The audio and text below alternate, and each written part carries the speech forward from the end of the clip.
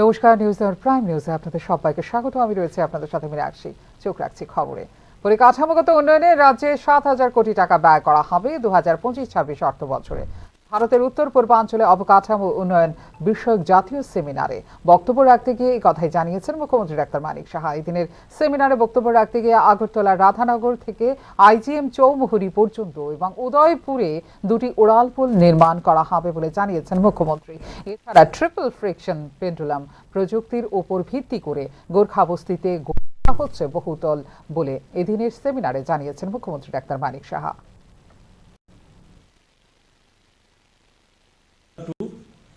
Amtoli.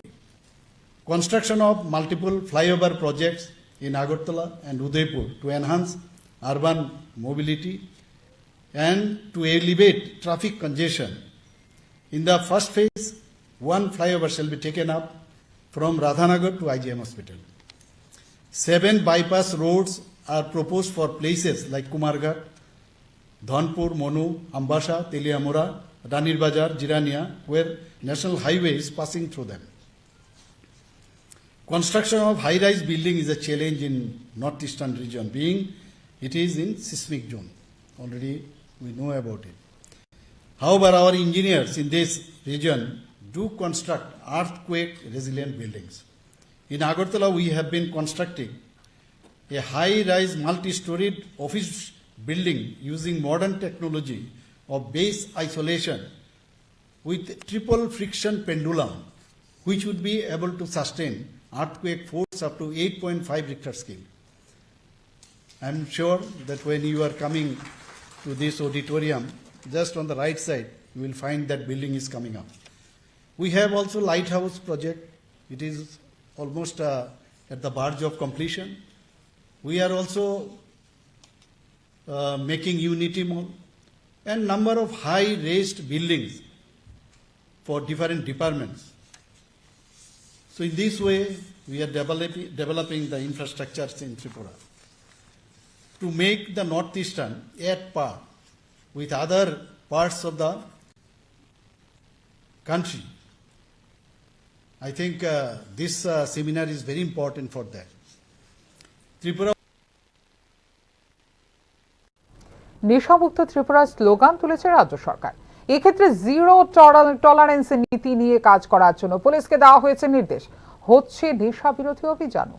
গাঁজা এবং মাদক সিজ করার ক্ষেত্রে উত্তর পূর্বাঞ্চলে প্রথম স্থানে রয়েছে ত্রিপুরা, কিন্তু অপরাধীদের সাজার হারের ক্ষেত্রে গড়ে মাত্র 1% পরিসংখ্যান। প্রশ্ন তুলছে নেশামুক্ত ত্রিপুরার পুরো অভিযানের উপরেই। কেন সাজার হার কম? তার কারণ দুর্বল তদন্ত। একই অবস্থা এনডিপিএস মামলাগুলোতে। রাজ্য সরকার নেশামুক্ত ত্রিপুরা স্লোগান তুলেছে। জিরো টলারেন্স নীতি নিয়ে কাজ করার জন্য পুলিশকে নির্দেশ দেওয়া হয়েছে। নেশা বিরোধী অভিযানও হচ্ছে। তাতে কি কমেছে নেশার কারবার? কমেছে কি নেশায় আসক্ত হওয়ার প্রবণতা? কমেনি তো, বরং বেড়েছে। আর পুলিশি তদন্তে যে দুর্বলতা রয়েছে তার বলার অপেক্ষা রাখে না। বেআইনি মাদক আটক করে ফটো সেশন পর্যন্তই আটকে যাচ্ছে পুলিশের তদন্ত। মুখ্যমন্ত্রীর নির্দেশ সত্ত্বেও মূল মাস্টার মাইন্ডদের জালে তোলার ক্ষেত্রে পুলিশের তেমন ভূমিকা নেই বলে অভিযোগ। লরি চালক বা সহ চালকদের ধরে এনে ক্যামেরার সামনে পোজ দিয়ে ছবি তোলা পর্যন্তই সাফল্য। কিন্তু দেখা গেছে এনডিপিএস মামলায় সাজার অত্যন্ত নিম্ন হার প্রকট করে তুলেছে ব্যর্থতার ছবি। সরকারি পরিসংখ্যান বলছে শেষ 5 বছরে বকেয়া মামলার তুলনায় সাজা ঘোষণার হার 1%-এরও অনেক নিচে। পুলিশের তদন্তে দুর্বলতার কারণে জামিন পেয়ে যাচ্ছে নেশা কারবারিরা। দেখুন, দুর্বল পুলিশি তদন্তের কারণে অনেক সময় কি হয়, আসামিরা খালাস হয়ে যায়। এর প্রধান কারণ হলো তদন্তের ত্রুটি থাকলে প্রসিকিউশনের পক্ষে আদালতে আসামির বিরুদ্ধে অভিযোগ প্রমাণ করা কঠিন হয়ে পড়ে। যদি পর্যাপ্ত ও বিশ্বাসযোগ্য প্রমাণাদি উপস্থাপন না করা যায় তাহলে কিন্তু আদালত আসামিকে খালাস করে দিতে বাধ্য হয়। আবার অন্যদিকে তদন্তে যদি পর্যাপ্ত সাক্ষ্য প্রমাণ সংগ্রহ না করা যায় তাহলেও আসামিকে আদালত খালাস করে দিতে পারে। এছাড়া অনেক সময় কি হয়, সাক্ষী আদালতে হাজির হতে পারে না অথবা তাদের সাক্ষ্যকে পরিবর্তন করে ফেলা হয়। এটাও কিন্তু একটা ভাইটাল কারণ। চার্জশিটে যদি মামলার গুরুত্বপূর্ণ বিষয়টি সঠিকভাবে উল্লেখ না করা হয় বা তাতে ত্রুটি থাকে, তাহলেও আসামিরা খালাস পেয়ে যায়। জামিন পেয়ে ফের নেশার কারবার শুরু করছে তারা। 2020 সাল থেকে 2023 সালের আগস্ট মাস পর্যন্ত narcotic drug and psychotropic substance act বা এনডিপিএস আইনে যে তথ্য প্রকাশিত হয়েছে তা দেখা যাচ্ছে পুলিশের তদন্তে দুর্বলতার দরুন অধিকাংশ ক্ষেত্রেই ছাড়া পেয়ে যাচ্ছে আসামিরা। গত শেষ 5 বছরে যে পরিমাণ মামলা রাজ্যের এনডিপিএস আদালতগুলোতে বকেয়া আছে তার মাত্র 0.7% ক্ষেত্রেই হচ্ছে সাজা। এই ক্ষেত্রে সাজার হারের চেয়ে ঢের বেশি খালাসের হার। অন্যদিকে বকেয়া মামলার জমছে পাহাড়। পরিসংখ্যানে দেখা যাচ্ছে 2020 সালে বকেয়া মামলা ছিল 847টি, সাজা হয়েছে মাত্র 2টি ক্ষেত্রে। সাজার হার 0.23%। ওই বছরেই 46টি মামলায় প্রমাণের অভাবে খালাস পেয়ে গেছে অভিযুক্তরা। 2021 সালে 1090টি মামলার মধ্যে সাজা হয়েছে মাত্র 14টিতে। এই ক্ষেত্রে সাজার হার 1.28%। 88টি মামলায় খালাস হয়ে গেছে আসামিরা। 2022 সালে 1423টি মামলার মধ্যে সাজা হয়েছে 15টিতে। সাজার হার মাত্র 1.0%।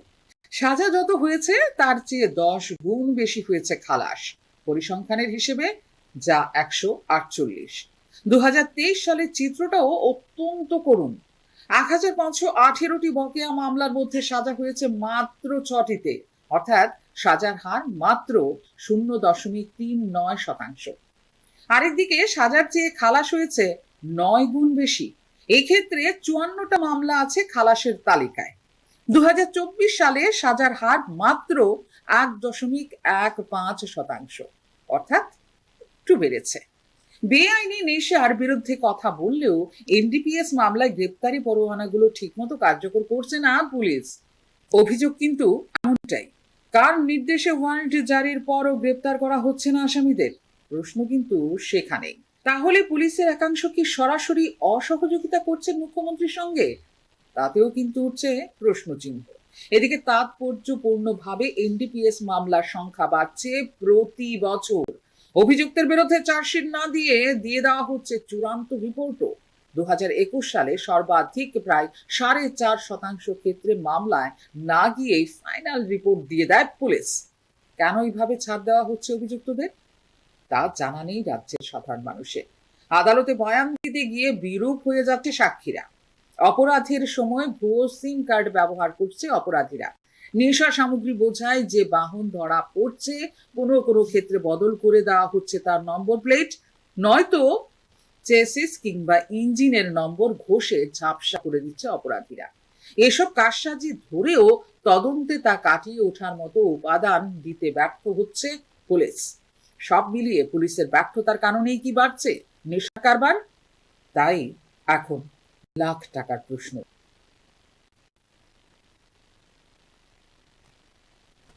মনের বিষণ্ণতা দূর করতে সঙ্গীতের ভূমিকা অপরিসীম। সেই সঙ্গীতে প্রাণ সৃষ্টি হয় বাদ্যযন্ত্র এবং কণ্ঠশিল্পীদের মধ্য দিয়ে। কিন্তু কোনো কোনো ক্ষেত্রে সঙ্গীত শিল্পীরা নানা কারণে লাঞ্ছিত হয়ে থাকেন। শিল্পীদের পাশে দাঁড়াতে আত্মপ্রকাশ হলো ত্রিপুরা সাংস্কৃতিক সংগঠনের। শুক্রবার প্রেস ক্লাবে এক সাংবাদিক সম্মেলনের মধ্য দিয়ে সংগঠনের আত্মপ্রকাশের এই অনুষ্ঠানে বক্তব্য রাখতে গিয়ে এই কথাই জানান সংগঠনের আধিকারিকরা। তিনি আরও জানান, শিল্পীদের পাশাপাশি দরিদ্র সমাজের পাশেও দাঁড়াবে সংগঠন। আজকে শুধু সঙ্গীত শিল্পীদের বিপদে পাশে দাঁড়ানো আমাদের মূল লক্ষ্য নয়। আমাদের লক্ষ্য থাকবে আগামী দিনে এই রাজ্যের গরিব দুঃখী সমস্ত মানুষকে আমরা সঙ্গীত শিল্পীদের পক্ষ থেকে যতটুকু পারি আমরা হেল্প করবো, সাহায্যের হাত বাড়িয়ে দেবো সাধ্য মতো নিজেদের। তো এটাই আজকের আমাদের মূল উদ্দেশ্য ছিল। এবং আমরা ম্যাক্সিমাম সঙ্গীত শিল্পীরা বা মিউজিশিয়ানরা কেউ ছোট হতে পারে, কেউ বড় হতে পারে, সিনিয়র জুনিয়র, অনেক প্রোগ্রামে গেলে আমরা হ্যারাসমেন্ট হতে হয়, অনেক শিল্পীদের অনেক দুর্ব্যবহার পেতে হয়। তো সমস্ত কিছু থেকে পরিত্রাণ পাওয়ার জন্য আমরা একটা এখানে অনেক সিনিয়ররা আছেন, নরোত্তম দাদা আছেন, বা যারা অনেকেই আছেন। তো আমি ওনাদের জুনিয়র, আমিও আমার থেকে জুনিয়র আছে, সবাই মিলেই করেছি আর কি। মানে ত্রিপুরা কালচারাল অর্গানাইজেশন এটা আমার নয়, এটা আমাদের একটা সংগঠন এবং আমরা একটা সবাই মিলে একত্রিত হয়ে এই সংগঠনকে এগিয়ে নিয়ে রাজ্যের সাংস্কৃতিক দিকটাকে আরো উন্নত করার চেষ্টা করব। মাত্র 20 দিন ক্লাস করিয়ে সেমিস্টার পর্যায়ের পরীক্ষা নিতে কলেজগুলিকে নির্দেশ দিয়েছে উচ্চশিক্ষা দপ্তর। এর বিরুদ্ধে প্রতিবাদ কর্মসূচি পালন করল ছাত্র ফেডারেশন।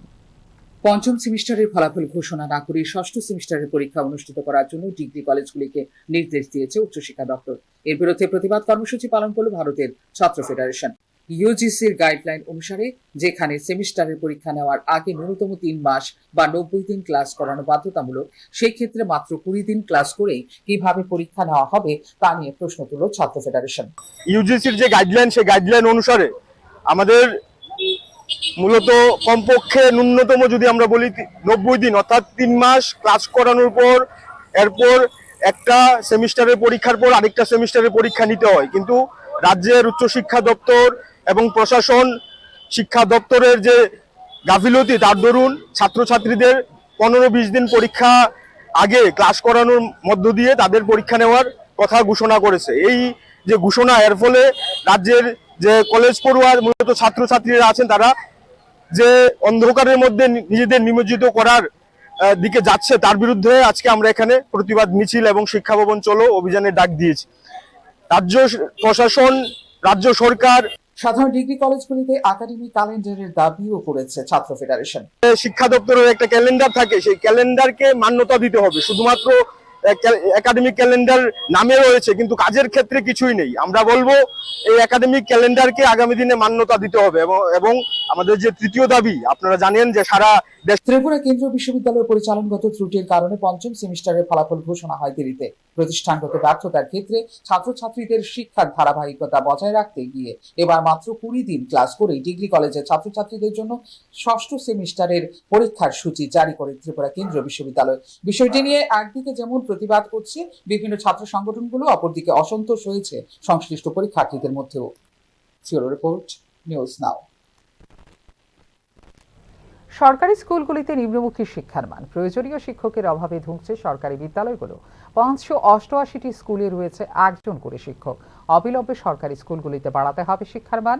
শুক্রবার মূল এই দাবিগুলোকে সামনে রেখে শিক্ষা ভবনে ডেপুটেশন দিল All India Democratic Student Organisation. রাজ্যের শিক্ষা ব্যবস্থার বিদ্যাজ্যোতি প্রকল্প প্রত্যাহারের দাবিও জানিয়েছে এআইডিএসও। রাজ্যব্যাপী যে বিদ্যাজ্যোতি প্রকল্প, সেই বিদ্যাজ্যোতি প্রকল্পে আমরা চাই এটাকে সম্পূর্ণরূপে বাতিল করা এবং প্রত্যেকটা স্কুলে প্রয়োজনীয় সংখ্যক শিক্ষক নিয়োগ করা, সরকারি শিক্ষা ব্যবস্থার পরিকাঠামোর উন্নয়ন করা, শিক্ষার সর্বস্তরে ফি মুকুব করা।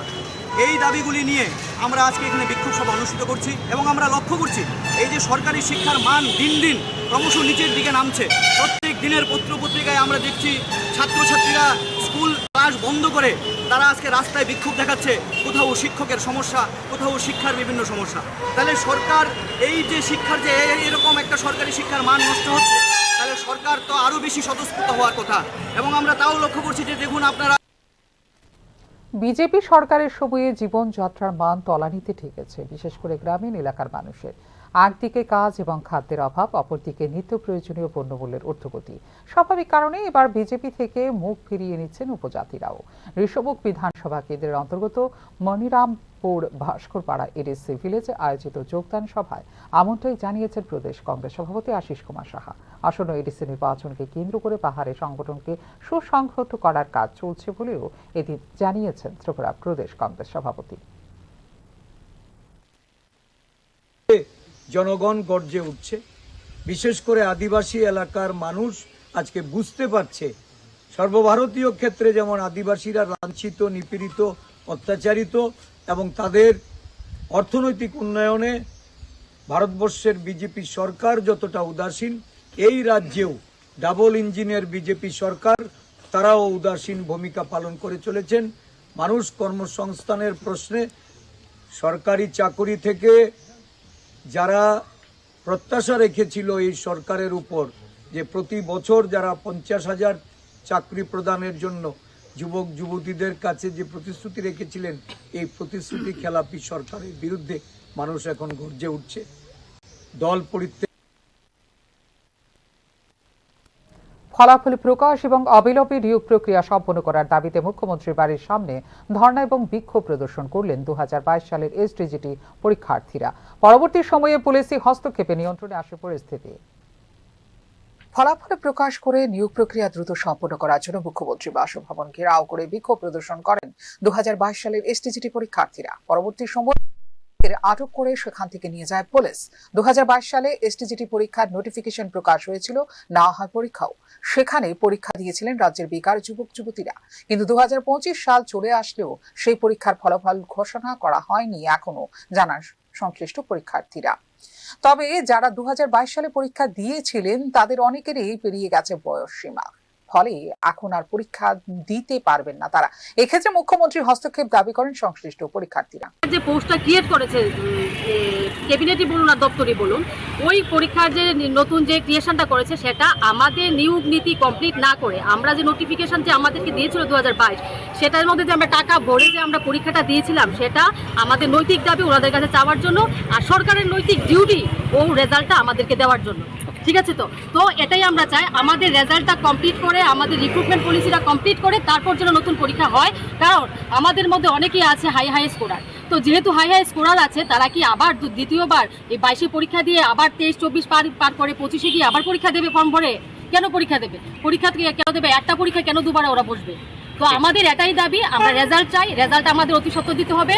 উল্লেখ করা যেতে পারে, সরকারি চাকুরিতে সংরক্ষণ সংক্রান্ত একটি বিষয়কে কেন্দ্র করে 2022 সালের এসটিজিটি পরীক্ষার মাধ্যমে নিয়োগ সংক্রান্ত সম্পূর্ণ প্রক্রিয়াটি নিয়ে মামলা করা হয়েছে সর্বোচ্চ আদালতে। এখন প্রথমবার পরীক্ষা দিয়েছিলাম 2019-এ আমি 87 পেয়েছিলাম, তখন কাট অফ মার্ক ছিল 52, 1050 জনের পোস্ট ছিল। তারপর গভর্নমেন্ট কী করলো, 625 জন দিয়ে আমাদেরকে 3 নম্বর র্যাঙ্কিংয়ে পাইনি। তারপর 2022-এ পরীক্ষা দিয়েছি, এখন ওভাররিচ হয়ে গেছি টোটালি। এখন আমাদের কী করা বলুন, আজকে ওভাররিচ হয়ে গেছি, আজকে তো পরীক্ষার বসা নেই, আজকে কাগজপত্র করে আজকে ফলাফল হয়ে গেছে। তো আমাদের দিকে মানবিক দৃষ্টি করে যাতে উনি আমাদের এভাবে আমাদের যাতে চোখের জলে যাতে না কাঁদায়, কারণ চোখের জল যদি কাঁদায় তাহলে আমরা বেকারই তো আজকে গভর্নমেন্ট একটা নতুন স্বপ্ন নিয়ে আমরা পরিবর্তন করেছিলাম যে আজকে আমাদের একটা সুবর্ণ সুযোগ হবে। অনেক বছর ধরে আমরা বিরোধিতা করেছিলাম, আমাদের একটা গভর্নমেন্ট এসছে যে আমরা অন্তত একটা ভালো রাস্তা ও চাকরি বাকরি পাবো। আজকে যদি সেই অবস্থায় হয় তাহলে আমরা বাঁচবো কী করে? আর পাশাপাশি আজকে বয়স এখনো পর্যন্ত নিষ্পত্তি হয়নি এই মামলা। 2022 সালে যে পরীক্ষা গ্রহণ করা হয়েছিল তার ফলাফল অবিলম্বে প্রকাশ করার দাবিতে এদিন বিক্ষোভ প্রদর্শন করেছেন চাকরি প্রার্থীরা। পরবর্তী সময়ে পুলিশি হস্তক্ষেপে নিয়ন্ত্রণে আসে পরিস্থিতি। Bureau report, news now. নিয়ে নিচ্ছে একটা ছোট্ট বিজ্ঞাপন বিরতির পর ফিরে আসবো অন্যান্য খবরের সঙ্গে থাকবেন। আপনি দেখছেন নিউজ নাও, আমরা জানি কোনটা খবর।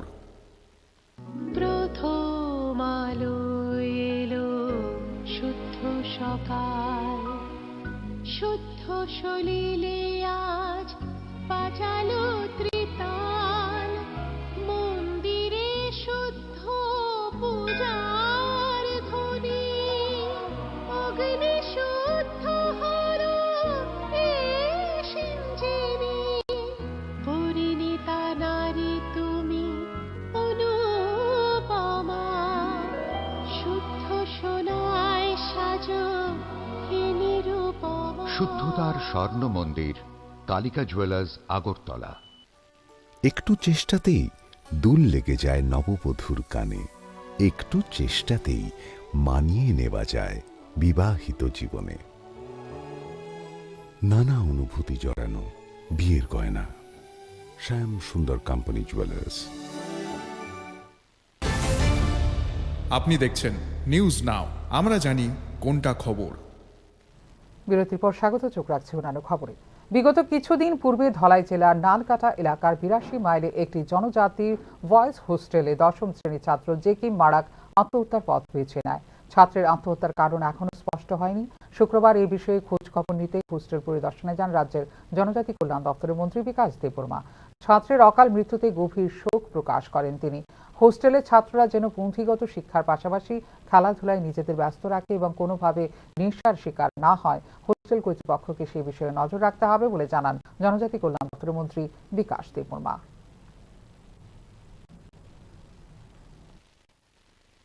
ক্লাস 10-এর ছেলে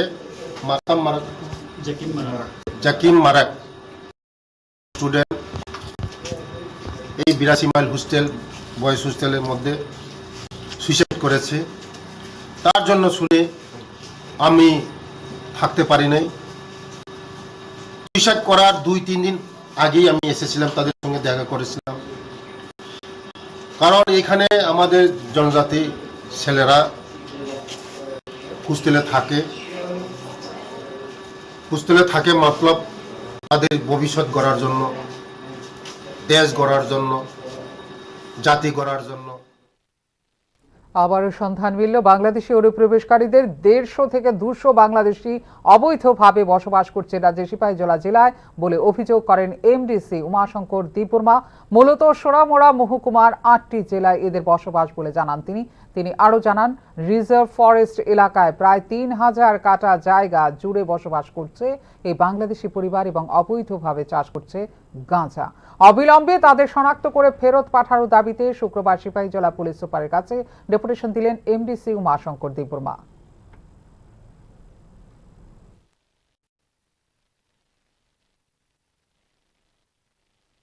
সাংবাদিক বন্ধুদের, মূলত আজকে একটাই আমাদের ইস্যু, আমাদের বিশালগড় এবং সোনামুড়া সাব ডিভিশনের মাঝখানে মিডল স্টেশনে একটা 1000 টিনের কানি হইল খালি জায়গা। এখানে আমাদের 8টা বিসি, টোটাল 5টা পুলিশ স্টেশনের আন্ডারে 8টা বিসি এলাকা এফেক্টেড। আমি খবর পেয়েছি ওই জায়গাতে কিছু বাংলাদেশি, বিশেষ করে এখনকার মতো এই মুহূর্তের সংবাদ এই পর্যন্ত। অন্যান্য আপডেটস দেখার জন্য অবশ্যই নজর রাখতে হবে নিউজ নামের পর্দায়। নমস্কার।